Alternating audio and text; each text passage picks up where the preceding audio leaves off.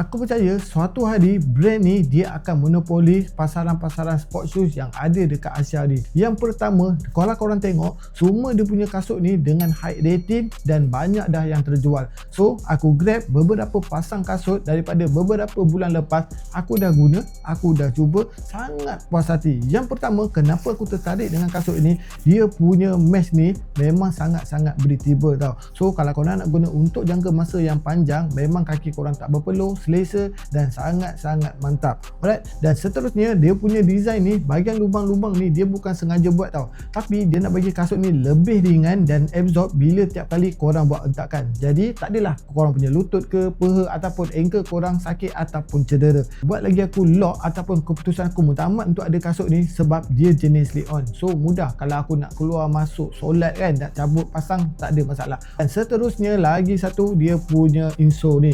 Korang tengok tebal kan, okey, bukan biasa-biasa. Dan bahagian dalam dia ni pun dia ada satu padding keliling, dia akan pegang bahagian korang punya tumit, korang punya tepi-tepi buku lali tu. So memang comfort untuk jangka masa panjang, untuk jangka masa lama korang nak spend, kasut ni memang cukup-cukup berbaloi disebabkan dia bagi lebih dari apa yang korang bayar. Dan dia siap bagi dengan dust bag, dia punya kotak yang premium, vibrant, memang sangat-sangat menarik apa yang dia cuba presentkan. So kalau korang berminat nak dapatkan model High Swift dari Slipad ni, aku sediakan link bawah. Okay, bye.